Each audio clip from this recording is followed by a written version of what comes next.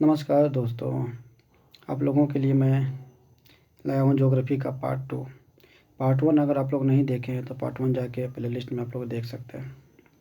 और ये ज्योग्राफी का जो है पार्ट टू है। फर्स्ट पार्ट में मैंने चैप्टर वन से लेके चैप्टर फोर तक मैंने करवाया, जो आप लोग देख चुके हैं। और आज मैं आपका जो हूँ चैप्टर फाइव से और चैप्टर एट तक मैं करवाऊँगा, तो आज जो ज्योग्राफी को ख़त्म कर देंगे, ठीक है। और ये आप लोग को पता है कि एनसीईआरटी का नोट्स, एनसीईआरटी का पूरे जो नोट्स है ना, क्लास सिक्स का मैं उसका करवा रहा हूँ, जो कि एक तरह का महा मैराथन है, जो कि आपका जो है 1 घंटे का लगभग क्लास होता है, ठीक है। 45 मिनट 50 मिनट यही होता है लगभग, मान लीजिए 1 घंटे का चलेगा, उससे पहले भी हो सकता है।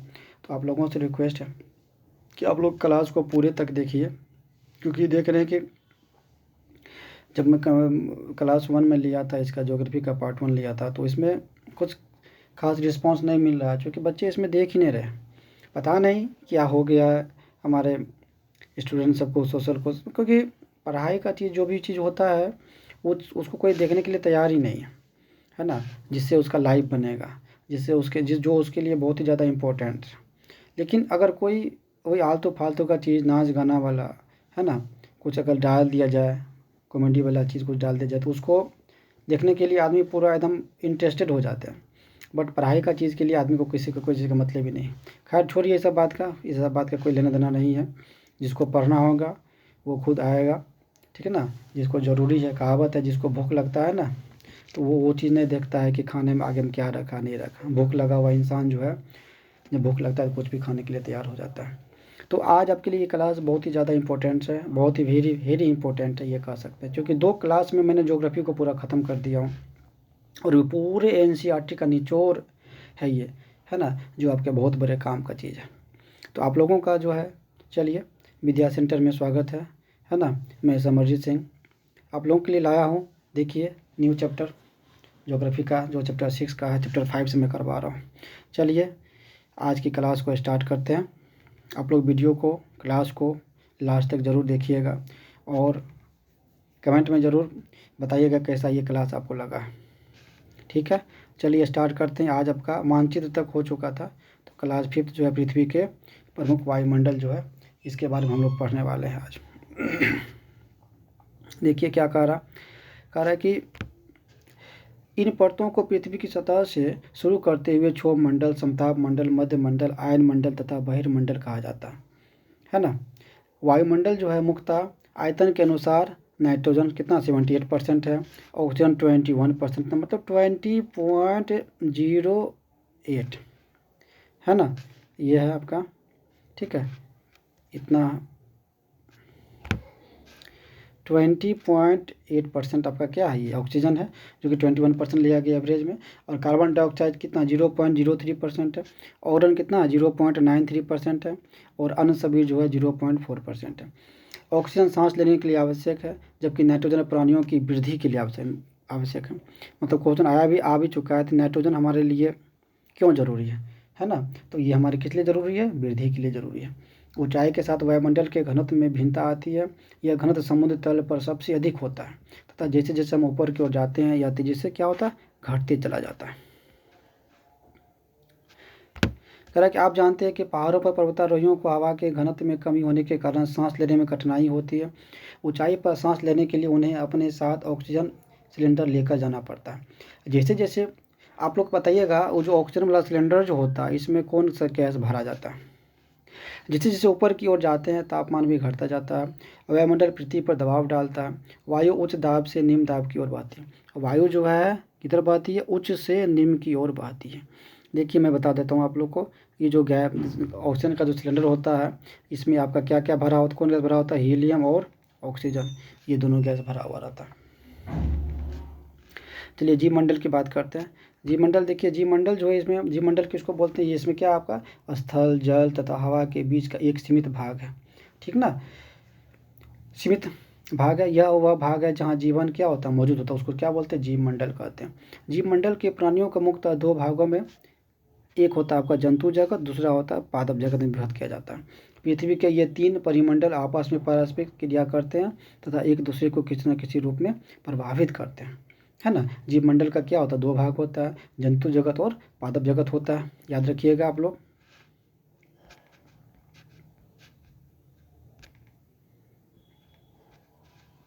आगे देखिए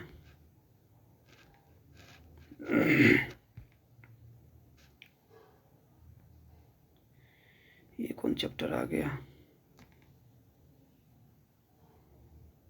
देखिए पृथ्वी के प्रमुख परिमंडल की बात कर रहा है ना।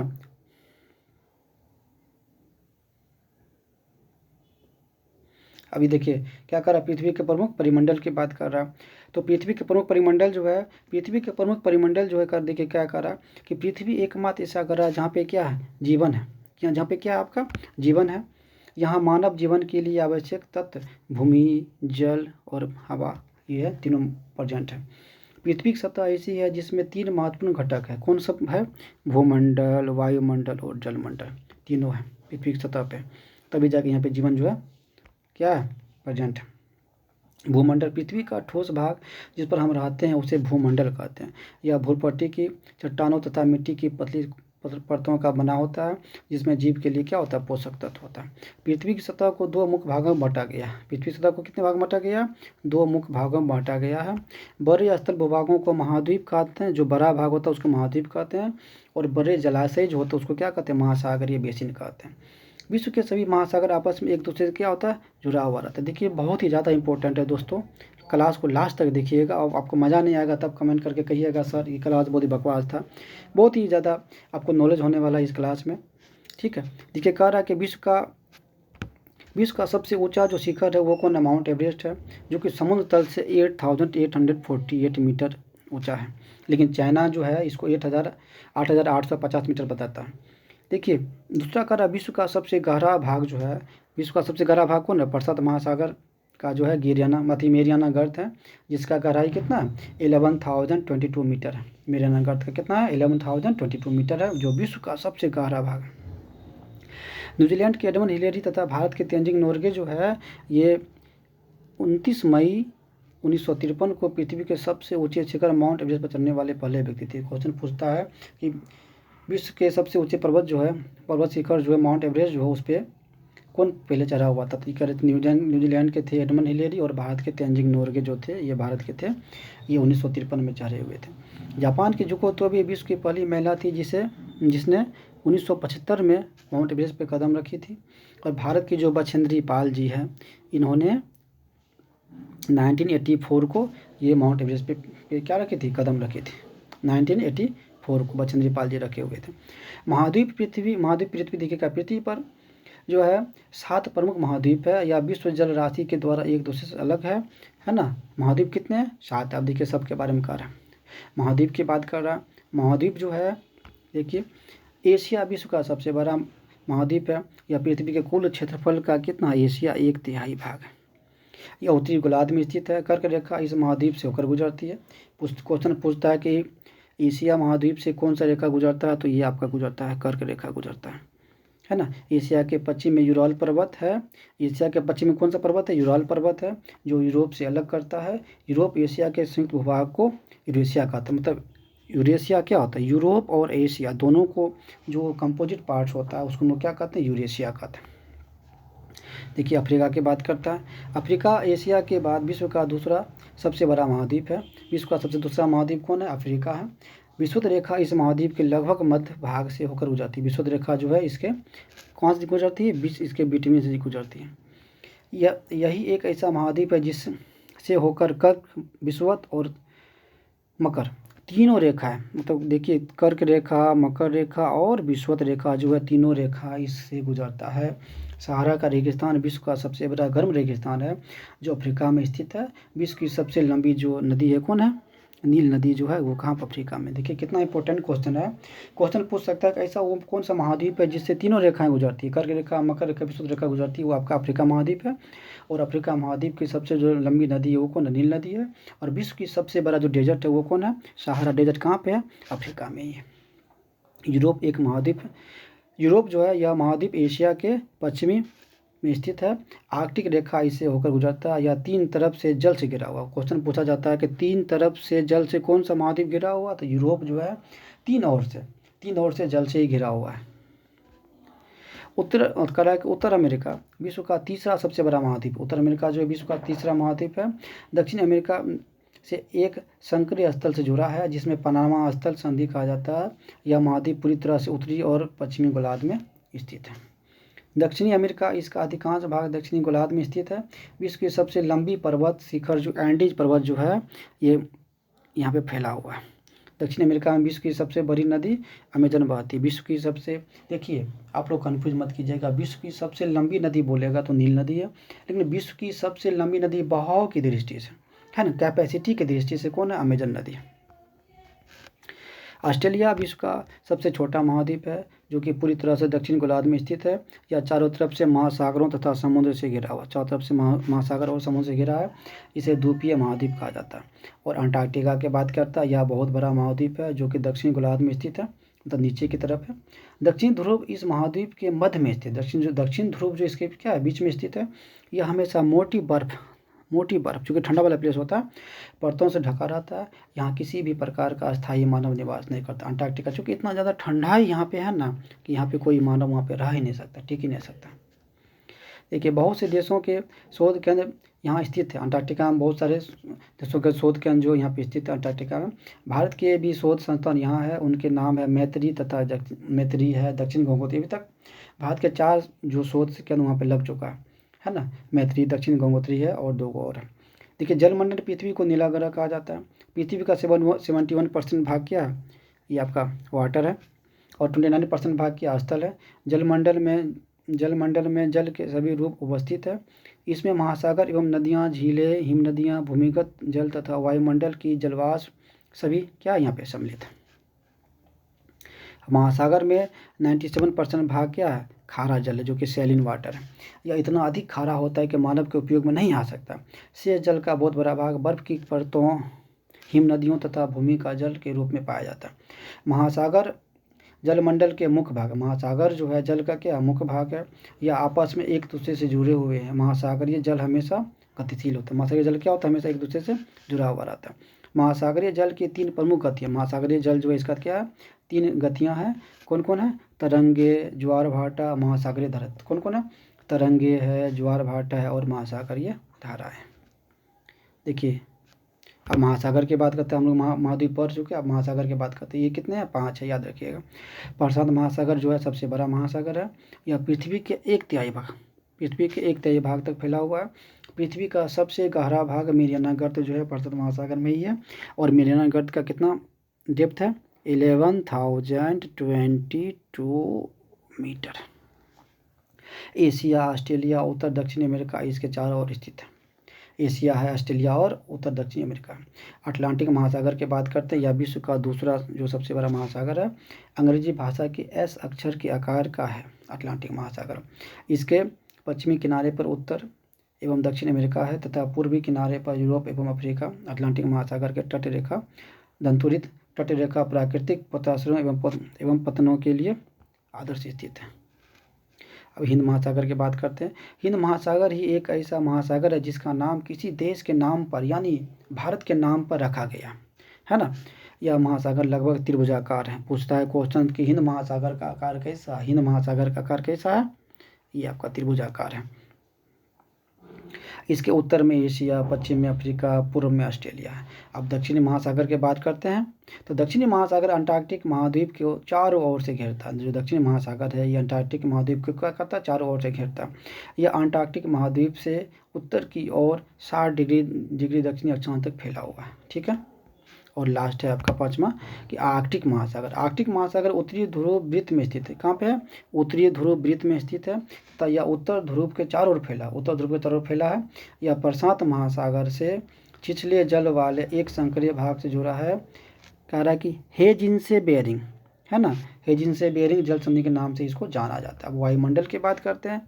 देखिए वायुमंडल की बात करते हैं। वायुमंडल जो है हमारे पृथ्वी की ओर से गैस की एक परत, पृथ्वी पर क्या गैस की एक परत है ना, जो चारों ओर से घिरा हुआ उसको क्या कहते हैं? वायुमंडल कहते हैं।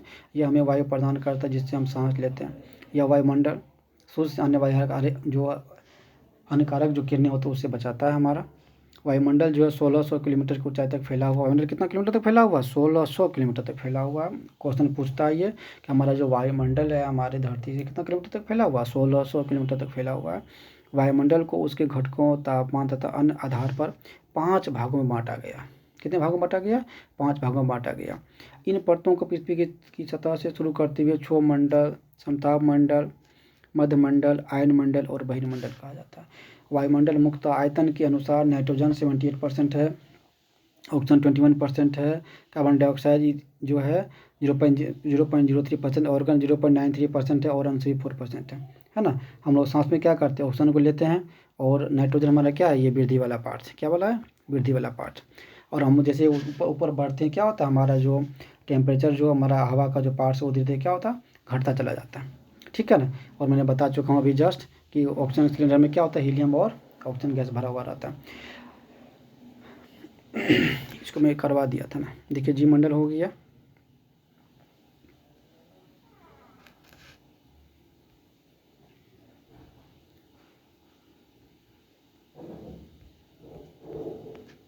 ये चैप्टर खत्म हो गया। चलते हैं हम नेक्स्ट चैप्टर पे।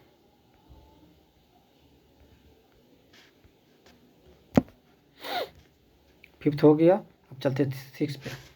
पृथ्वी के प्रमुख स्थल रूप। देखिए पृथ्वी के प्रमुख स्थल रूप की बात कर रहा है। देखिए पृथ्वी के प्रमुख स्थल रूप। पृथ्वी की सतह सभी जगह एक समान नहीं है। जो पृथ्वी का जो सतह है वो सब जगह क्या है? एक समान नहीं है। पृथ्वी पर अनगिनत प्रकार के स्थल रूप है। पृथ्वी के अनगिनत स्थल रूप है। स्थल मंडल के कुछ भाग ऊंचे, नीचे तथा कुछ समतल होते हैं। ये स्थल रूप दो प्रक्रिया के परिणाम स्वरूप बनते हैं। प्रथम या आंतरिक प्रक्रिया के कारण, प्रथम या फिर आंतरिक प्रक्रिया के कारण जो है बहुत से स्थानों पर पृथ्वी की सतह कहीं ऊपर उठ जाती है और कहीं पे क्या होता है? धंस जाता है। दूसरी या बाहरा प्रक्रिया स्थल के लगातार बनने एवं टूटने की प्रक्रिया है ना। पृथ्वी की सतह से टूटकर घिस जाने को अपरदन कहते हैं। अपरदन किसको कहते हैं? जब वो क्या होता है कि टूटकर गिर जाता है, सतह के जो टूट जाता है, घिस जाता है, उसको हम लोग अपरदन कहते हैं। अपरदन की क्रिया के द्वारा सतह नीची हो जाती है तथा निक्षेपण की प्रक्रिया के द्वारा इनका फिर से निर्माण होता है। ठीक है। कह रहा है पर्वत, पहला क्या है? पर्वत दिया हुआ है। तो पर्वत पृथ्वी की सतह की प्राकृतिक ऊंचाई क्या है? प्राकृतिक ऊंचाई है। पर्वत का शिखर छोटा तथा आधार ऊंचा होता है या आसपास के क्षेत्र से बहुत ऊंचा होता है। कुछ पहाड़ बादलों से भी ऊंचा होते हैं। जैसे जैसे आप ऊंचाई पर जाएंगे जलवायु क्या होता है? ठंडा हो जाता है। हिमानी की बात करता है।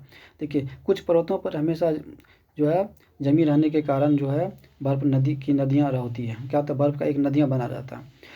कराकी श्रृंखला पर्वत के एक रेखा के क्रम में भी व्यवस्थित हो सकते हैं, जिसे क्या बोले हैं? श्रृंखला कहते हैं। श्रृंखला किसको कहते हैं? कि पर्वत एक रेखा के क्रम में व्यवस्थित होता है, उसको क्या कहते हैं? श्रृंखला कहते हैं। ये सैकड़ों किलोमीटर में फैला होता है, बहुत लंबा तक फैला हुआ रहता है ये। अब हिमालय की बात करते हैं। हिमालय हो गया, अल्पस हो गया, एंडीज हो गया, एशिया, यूरोप और दक्षिण अमेरिका की पर्वत श्रृंखला। एशिया का आप लोग जानते हैं कौन है? हिमालय है ना। और यूरोप का कौन है? अल्पस जो है हिमालय, अल्पस जो है वो किसका है? यूरोप का है। और एंडीज आपका किसका? अमेरिका का है। पर्वतों की ऊंचाई एवं आकार में क्या होता है? अलग अलग होता है। पर्वत 3 प्रकार का होता है। एक होता है वलित, भ्रंशोथ और ज्वालामुखी। कितने प्रकार के पर्वत होते हैं? 3 प्रकार के होते हैं। एक वलित पर्वत होता है, दूसरा भ्रंशोथ, तीसरा क्या होता है? ज्वालामुखी होता है। हिमालय तथा अल्पस वलित पर्वत। हिमालय और अल्पस, अल्पस कहाँ पे? यूरोप में, याद रखिएगा। अल्पस, हिमालय और अल्पस क्या है? ये वलित पर्वत है, जिनकी सतह उबड़ खाबड़ तथा शिखर शंकु आकार का होता है ना। मतलब इस तरह से शंकु आकार का है। भारत की अरावली श्रृंखला विश्व की सबसे पुरानी वलित पर्वत श्रृंखला है। अरावली श्रृंखला विश्व की सबसे वलित श्रृंखला है। अब भ्रंशोथ की बात करता है।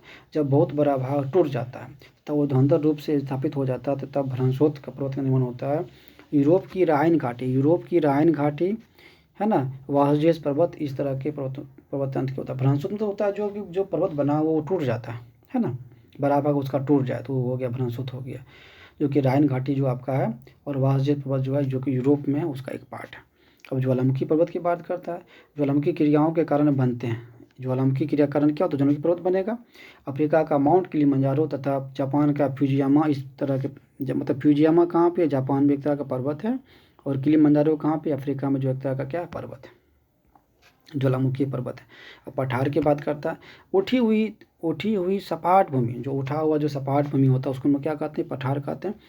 इसका ऊपरी भाग मेज के समान सपाट होता है। क्या होता है ऊपरी भाग, क्या होता है मेज के समान, क्या होता है सपाट होता है।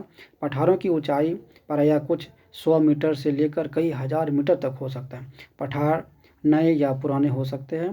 भारत में दक्कन पठार, केन्या में तंजानिया, पूर्व अफ्रीका का युगांडा। जो भारत का कौन है, दक्कन पठार है, जो है आपको याद रखिएगा। और तिब्बत का पठार है विश्व का सबसे ऊंचा पठार है ना। तिब्बत का पठार क्या है, विश्व का सबसे ऊंचा पठार है ना, जिसकी ऊंचाई समुद्र तल से कितना होता है, 4000 से 6000 मीटर तक होता है।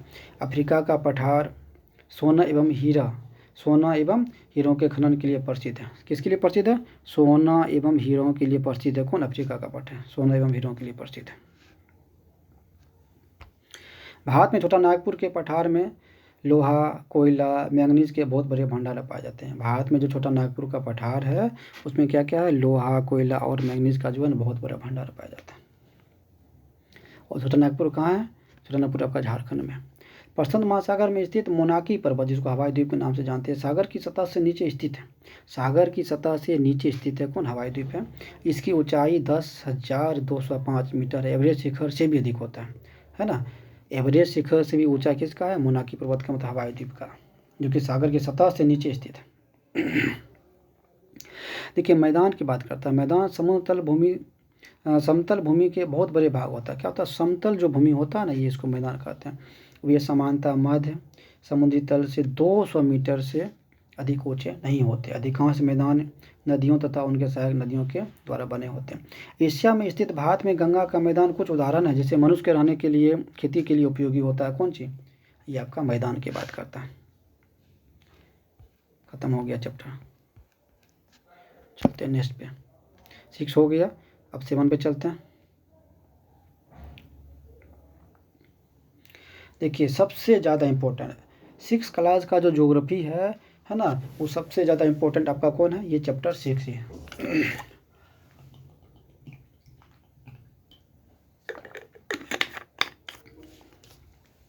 देखिए ये देश की बात करता है, एकदम बहुत ही ज़्यादा इम्पोर्टेंट है दोस्त। इतना ज़्यादा इम्पोर्टेंट है ये कि देखिए हमारे देश की बात की, हमारा देश भारत है, इसको ज़्यादा ध्यान से देखिएगा, ये बहुत बड़े काम का है। करके भारत एक बहुत बड़े भौगोलिक विस्तार वाला देश है। उत्तर में यह हिमालय के ऊंचे शिखरों में से घिरा है। पश्चिम में अरब सागर, पूर्व में बंगाल की खाड़ी, दक्षिण में हिंद महासागर भारतीय पैडों के तटों पर लहराते हैं। फिर से देखिए ज़रा ध्यान से, भारत जो है ना, ये एक बहुत बड़ा भौगोलिक विस्तार वाला देश है ना। उत्तर में क्या है, हिमालय, उत्तर में क्या है, हिमालय का। पश्चिम में आपका अरब सागर है ना। पश्चिम में आपका क्या है, अरब सागर है। पूर्व में आपका बंगाल की खाड़ी है। दक्षिण में आपका क्या, हिंद महासागर है ना। दक्षिण में आपका क्या, हिंद महासागर है। ये आपका देखिए ध्यान से, भारत का क्षेत्रफल कितना है, 32.8 लाख किलोमीटर है। उत्तर में कश्मीर से लेकर दक्षिण में कन्याकुमारी का इसका विस्तार 3200 किलोमीटर है। मतलब कि उत्तर से ऊपर से नीचे की बात कर रहा है, उत्तर से दक्षिण की बात कर रहा है, 3200 किलोमीटर है। और पूर्व में मतलब ऐसे पूर्व में जो है अरुणाचल प्रदेश से लेके पश्चिम में गुजरात तक जो है 2900 किलोमीटर तक ये फैला है। कितना तक, 2900 किलोमीटर तक फैला हुआ है। भारत की स्थिति की बात करता है। भारत जो है उत्तरी गोलार्ध में है। किस गोलार्ध में, भारत उत्तरी गोलार्ध में है। कर्क रेखा में देखिए 23.30 डिग्री जो है नॉर्थ देश के लगभग मध्य भाग से गुजरता है, मतलब बीच से निकलता है। दक्षिण से उत्तर की ओर भारत की भूमि का विस्तार जो दक्षिण से उत्तर की बात कर रहा है, मतलब कि नीचे से ऊपर की बात कर रहा है, मतलब 8.4 डिग्री उत्तर से 37.6 डिग्री उत्तर तक है, जो कि अक्षांशों के बीच है ना। आप ऐसे याद कर सकते हैं, 84 376, इसे याद कीजिए। 84 से 376 उत्तर में हो गया, जो अक्षांश के बीच है। और पश्चिम से लेके पूर्व तक, मतलब कि इधर से इधर तक, जो पश्चिम से पूर्व तक की बात कर रहा है, 687 से लेके 9725 तक याद कीजिए, पूर्व से पूर्व तक। तब याद करते हैं 68.7 डिग्री पूर्व तथा 97.25 डिग्री पूर्व देशांतरों के बीच है। मतलब कि ये जान लीजिए देशांतर आपका ऐसे होता है और अक्षांश आपका ऊपर नीचे, जो मैं बता चुका हूँ आप लोगों को। अब देशांतरीय विस्तार की बात करता है। लगभग 29 के कारण यहाँ के दो छोर पर स्थित स्थानों के स्थानीय समय में बहुत अधिक अंतर हो सकता है ना। इस तरह की दूरी पर स्थित दो स्थानों के बीच समय का अंतर लगभग क्या होता है, 2 घंटे का होता है। प्रत्येक एक देशांतर के लिए स्थानीय समय में कितना में 4 मिनट का अंतर होता है। तो देखिए 2 घंटे मतलब क्या है, जैसे कि मेरा यहाँ पे ईस्ट है और यहाँ पे मेरा वेस्ट है, तो यहाँ पे अरुणाचल प्रदेश के किबिथु जो प्लेस है वहाँ पे अगर सुबह में अगर 5 बजे सूर्योदय हो रहा है, तो वहीं गुजरात में जो है ना वो 7 बजे होगा, इसलिए 2 घंटे का अंतर दे दिया है, याद रखिएगा आप लोग। आगे देखिए, कह रहा है कि पश्चिम में गुजरात की अपेक्षा पूर्व के उत्तर प्रदेश में सूर्योदय लगभग 2 घंटे का अंतर, देखिए है ना, 2 घंटे का अंतर है। अब राजनीति की बात कर रहा, देखिए भारत एक विशाल देश है। प्रशासनिक क्रियाकलापों के लिए देश को 28 राज्य और 8 केंद्र शासित प्रदेश में क्या किया, डिवाइड किया गया, बांटा गया। 2 जून 2014 को तेलंगाना जो आपका 29वां राज्य बना था, पहले यह आंध्र प्रदेश का एक भाग था। नई दिल्ली की बात करते हैं, भारत की राजधानी नई दिल्ली है। राज्यों का निर्माण मुख्यतः भाषा के आधार पर हुआ है। क्षेत्रफल की दृष्टि से सबसे बड़ा राज्य राजस्थान है, क्षेत्रफल की दृष्टि से राजस्थान है, और सबसे छोटा आपका कौन है, गोवा है। क्षेत्रफल की बात करिएगा तो गोवा, देखिए नाम भी छोटा और क्षेत्रफल में भी छोटा, याद रखिएगा। ऐसे याद नहीं, आप सिक्किम ऑप्शन में आपको सिक्किम भी दे देता है तो कितना लड़के इसमें कन्फ्यूज हो जाता है। कन्फ्यूज नहीं होना दोस्तों, ठीक है ना, एकदम नहीं होना। सबसे बड़ा एरिया के डिस्टेंस से सबसे बड़ा जो आपका स्टेट बोलेगा आपका राजस्थान है, और एरिया के डिस्टेंस से सबसे जो छोटा है आपका कौन हो जाएगा, गोवा हो जाएगा। गोवा तो ये नाम छोटा है इसीलिए। अब राज्यों को जिलों में बांटा गया। अब आगे देखिए, भौतिक विभाजन की बात करता है ना। भारत में भौतिक आकृतियाँ विभिन्न प्रकार की, जैसे पर्वत हो गए, पठार, मैदान हो गए, तट, द्वीप समूह, सबके द्वारा। भारत के उत्तर में हिमालय है। हिम प्लस आलय का मतलब है बर्फ का घर। भारत के पश्चिम भाग में भारतीय महास्थलीय स्थल स्थित है। उत्तरी मैदान के दक्षिण में प्रायद्वीपीय पठार है। पश्चिम घाट के पश्चिम तथा पूर्व घाट के पूर्व में तटीय मैदान स्थित है। बहुत ही इंपॉर्टेंट है दोस्तों, बहुत ही इंपॉर्टेंट है ये क्वेश्चन। ये सब इस चैप्टर को तो आप लोग घोर के पी जाइए। ये कह रहा है कि गंगा एवं ब्रह्मपुत्र नदियाँ विश्व के सबसे बड़े डेल्टा का निर्माण करते हैं। गंगा एवं ब्रह्मपुत्र नदियाँ, हम लोग सभी जानते हैं कि गंगा सिर्फ डेल्टा का निर्माण करती है, बट ब्रह्मपुत्र नदियाँ जो है ये भी डेल्टा का निर्माण करते हैं, जिसे सुंदरवन डेल्टा कहा जाता है। वैसे सुंदरवन की बात करेगा, सुंदरवन कहाँ पे है आपका, वेस्ट बंगाल में है। देखिए भारत में 2 द्वीप समूह हैं। भारत में कितने 2 द्वीप समूह है, 2 द्वीप समूह, एक लक्षद्वीप है, दूसरा कौन, अरब सागर है। अंडमान एवं निकोबार द्वीप समूह भारत से दक्षिण पूर्व दिशा में बंगाल की खाड़ी में स्थित है ना। अंडमान एवं निकोबार द्वीप समूह बोलेगा तो कौन कहाँ पे है, दक्षिण पूर्व में है। अब राज्य और राजधानी देखिए, बहुत ही इंपॉर्टेंट। देखिए आंध्र प्रदेश का क्या है, अमरावती है। अरुणाचल प्रदेश का ईटानगर है। असम का दिसपुर है। बिहार का पटना है। छत्तीसगढ़ का रायपुर है। गोवा का पणजी है। गुजरात का क्या है, गांधीनगर है। हरियाणा का चंडीगढ़। हिमाचल प्रदेश का शिमला। झारखंड का रांची। कर्नाटक का क्या है, बेंगलुरु है।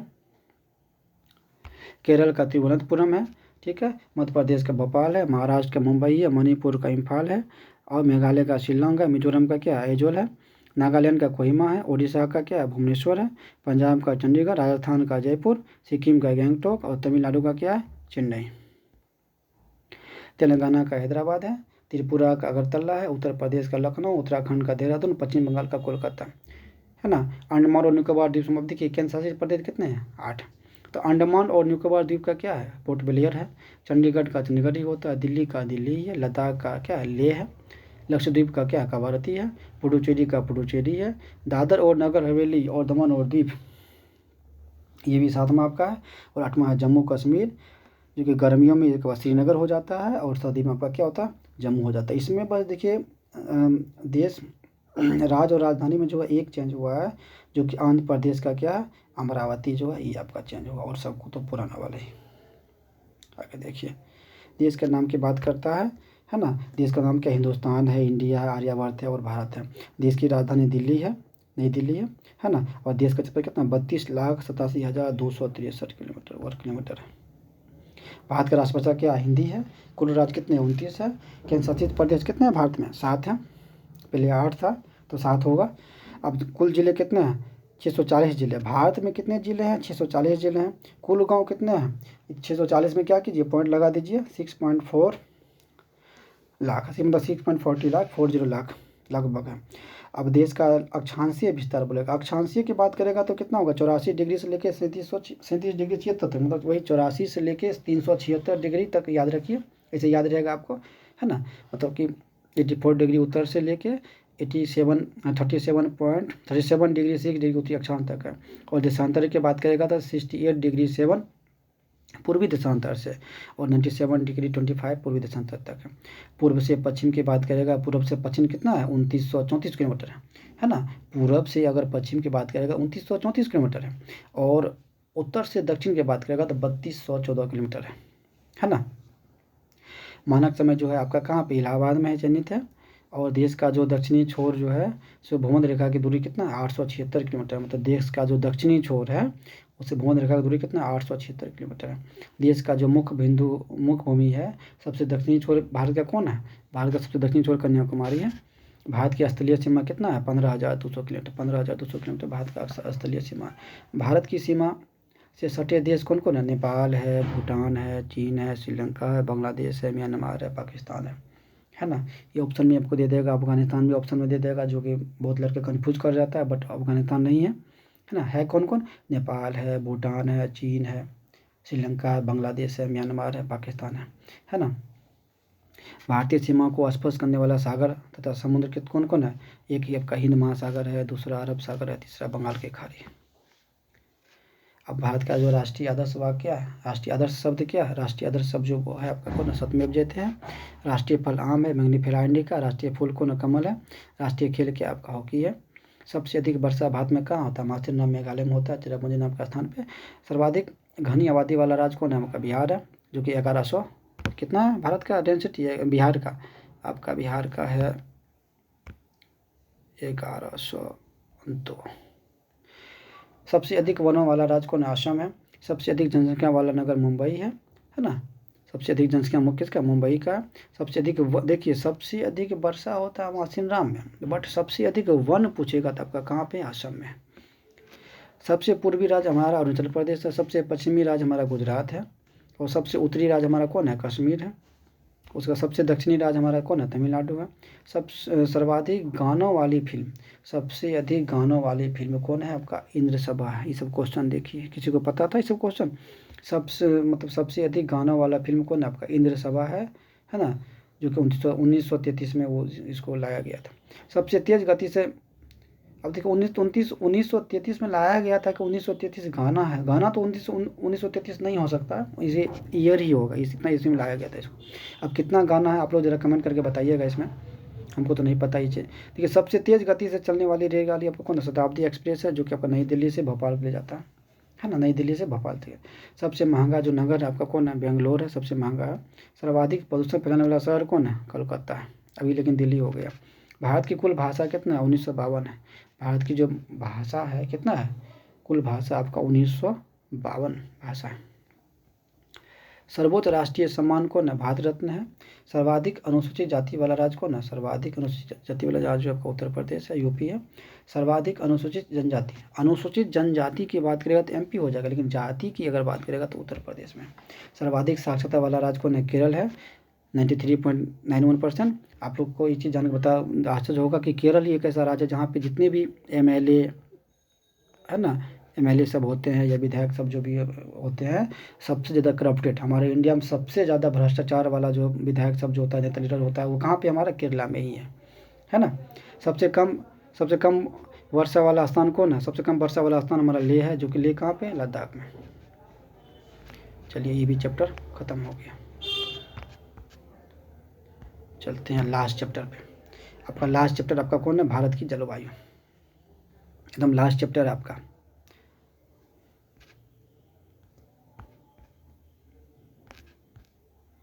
देखिए, कह रहा है भारत जलवायु, वनस्पति तथा वन, मतलब भारत की जलवायु और जो है जलवायु, वनस्पति और वन प्रणाली के बारे में बताया जा रहा है। देखिए, चलिए स्टार्ट करते हैं। देखिए, कह रहा है मौसम के बारे में कह रहा है, वायुमंडल में दिन प्रतिदिन होने वाले परिवर्तन है। क्या है, वायुमंडल में दिन प्रतिदिन होने वाला परिवर्तन है।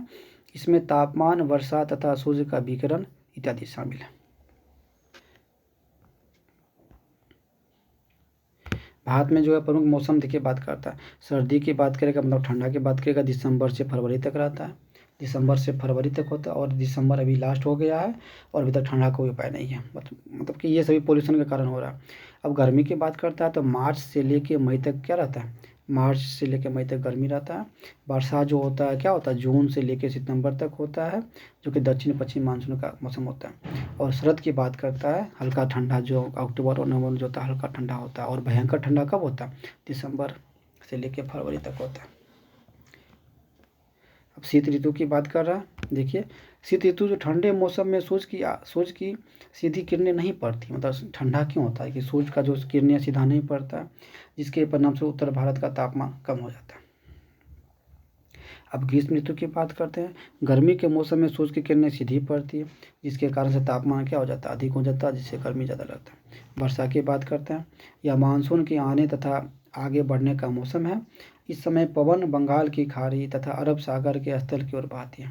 मतलब जो हवाएं हैं वो बंगाल की खाड़ी तथा अरब सागर से स्थल की ओर बहती हैं। जब ये पवनें पहाड़ों से टकराने तब वर्षा होता है। मतलब जान लीजिए वर्षा कैसे होता है, मतलब अरब सागर हो गया हमारा दक्षिण की तरफ से, है ना। अरब सागर हमारा किधर, इधर अरब सागर है और इधर बंगाल की खाड़ी है। तो दोनों को इधर से जब क्या होता है, हवा जब चलना स्टार्ट हो जाता है, जैसे स्थल की तरफ जाता है तो पहाड़ों से टकराता है, और पहाड़ों से टकराने के बाद क्या होता है कि वो वर्षा के रूप में चेंज हो जाता है। अब शरद ऋतु की बात करता है। पवनें स्थल भागों से लौटकर बंगाल की खाड़ी की ओर बहती है। जो पवन है, जो हवाएं हैं स्थल भागों से लौटकर, मतलब स्थल से लौटकर जो है बंगाल की खाड़ी की ओर बहती है। यह मौसम के लौटने का समय मौसम होता है। मतलब शरद ऋतु कैसे होता है कि स्थल भागों से जो होता है हवाएं लौटता है और बंगाल की खाड़ी की ओर बहता है, इसलिए क्या होता है, शरद ऋतु होता है। भारत के दक्षिण भागों में विशेषकर तमिलनाडु तक आंध्र प्रदेश में इस मौसम में वर्षा होती है। मतलब कि कहा जाता है कि जब ठंडा का मौसम आता है तो ठंडी के मौसम में बारिश कहाँ कहाँ होता है हमारे इंडिया में। तमिलनाडु का नाम तो सब सुने होंगे, बट यहाँ पे आंध्र प्रदेश भी है।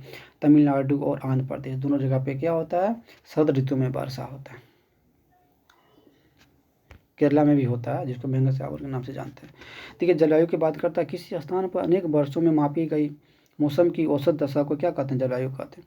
भारत की जलवायु को मोटे तौर पर मानसूनी जलवायु कहते हैं। क्या कहते हैं, मोटे, भारत की जो जलवायु है उसको मोटे तौर पर मानसूनी जलवायु कहा जाता है। मानसूनी शब्द जो है, मानसून जो शब्द ये आपका क्या अरबी भाषा का शब्द है। किसका है, अरबी भाषा का शब्द एक मौसम से लिया गया, जिसका अर्थ होता है मौसम। तो कह सकते हैं कि मानसून शब्द जो है किसका पार्ट है, ये आपका अरबी भाषा से लिया गया, ये है ना, मौसम से लिया गया। किस स्थान की जलवायु, उसकी स्थिति, ऊंचाई, समुद्र से दूरी, है ना। किसी स्थान का जो होता है जलवायु कैसा होता है, ये उसका ऊंचाई, स्थिति, समुद्र से दूरी, इस सब पे क्या करता है, ज़्यादा निर्भर करता है। भारत की जलवायु की बात करते हैं कि अलग अलग क्यों होता है। देखिए राजस्थान के मरुस्थल में स्थित जैसलमेर तथा बीकानेर बहुत गर्म होता है। जैसलमेर और बीकानेर बहुत गर्म है हमारे इंडिया का। जम्मू तथा कश्मीर के द्रास एवं कारगिल में बर्फीली ठंड पड़ती है। मतलब जम्मू और कश्मीर जो है इसमें द्रास और कारगिल जो इसमें बर्फ़ बहुत ज़्यादा पड़ता है। तटीय क्षेत्र में जैसे मुंबई तथा कोलकाता के जलवायु मध्यम है। जो तटीय क्षेत्र है मुंबई और आपका कौन है, कोलकाता, जो इसका जलवायु मध्यम है। समुद्र तट होने के कारण ये स्थान बहुत अधिक आर्द्र है। विश्व में सबसे अधिक वर्षा वाला मेघालय में होता है, जो कि माथेरान में है। अब केरल, आंध्र प्रदेश, तमिलनाडु में पूरे साल मौसम एक जैसा रहता है। अब क्वेश्चन आ सकता है ना। भारत उष्णकटिबंध में आता है। देखिए कहेगा कि हमारे इंडिया में वो कौन सा स्टेट है जहाँ पे सालों भर का समान टेम्परेचर जो होता है सेम होता है, वो आपका कौन है, केरल, आंध्र प्रदेश और तमिलनाडु। कौन कौन, केरल, आंध्र प्रदेश और तमिलनाडु जो है यहाँ पे जो सालों भर जो मौसम होता है एक समान का होता है। अब प्राकृतिक वनस्पति की बात करता है। जो पौधे, घास और झाड़ियाँ बिना मनुष्य की सहायता से उग जाते हैं। अलग अलग जलवायु में अलग अलग प्रकार की वनस्पतियाँ पाई जाती है, उसको प्राकृतिक कहते हैं। वन प्राणी की बात करता है तो वनों में जंतुओं की हजारों प्रजातियां, जैसे कि सरीसृप, उभयचर, पक्षी, स्तनधारी, कीटों तथा कर्मियों का निवास स्थान है। देखिए दोस्तों ये भी ख़त्म हो गया, तो देख सकते हैं आप लोग, है ना। तो मतलब कि आज जो ज्योग्राफी को भी ख़त्म कर दिए। 2 क्लास में ज्योग्राफी आपका ख़त्म हो गया। मतलब ये महा मैराथन है, ठीक ना। अब नेक्स्ट में जो मैं लाऊँगा, मैं सोच रहा हूँ सिविक्स में लाऊँ कि हिस्ट्री लाऊँ। आप लोग ज़रा कमेंट करके बताइएगा कि नेक्स्ट क्लास किसका मैं लाऊँ, जो आपके लिए बहुत ज़्यादा अच्छा रहेगा, ठीक है ना। और दोस्तों बताइए, है ना, कि आपको ये क्लास कैसा लगा, है ना। अच्छा लगा होगा तो ज़रूर सब्सक्राइब कीजिएगा और कमेंट में ज़रूर लिखिएगा कि नाइस क्लास सर, ठीक है। चलिए, और ये देखिए ये आपका ज्योग्राफी का पार्ट है। ज्योग्राफी का सेक्शन को मैंने क्या कि इसको ख़त्म कर दिया हूँ, है ना। अब इसका जो बच गया है सिविक्स और फिर जाके हिस्ट्री। सिविक्स और हिस्ट्री, हिस्ट्री में से देखिए हिस्ट्री का जो सेक्शन होगा ना, हिस्ट्री का जो सेक्शन है थोड़ा सा वो बड़ा सेक्शन होगा, है ना। हिस्ट्री का जो सेक्शन है आपका क्या थोड़ा सा बड़ा होगा, है ना। उसके बाद जाके देखिए हिस्ट्री में आपका कितना चैप्टर है, हिस्ट्री में आपका 11 चैप्टर है ना। हिस्ट्री में आपका 11 चैप्टर है। और अगर सिविक्स की बात किया जाएगा तो सिविक्स में आपका कितना, इसमें 9 चैप्टर है ना। तो मेरे ख्याल से सिविक्स को जल्दी ख़त्म कर लेना चाहिए, तो जल्दी ख़त्म हो जाएगा, ठीक ना। वैसे आप लोग कमेंट करके बताइएगा कि कौन किस सब्जेक्ट का मैं लाऊँ मैराथन में जो चल रहा है इसमें से, ठीक ना। मैं चाहता हूँ कि इसको ही शुरू कर दिया जाए, ठीक है। चलिए दोस्तों, अपना ख्याल रखिएगा और मन लगा के पढ़िएगा, ठीक है। मिलते हैं नेक्स्ट वीडियो में। चलिए, थैंक यू।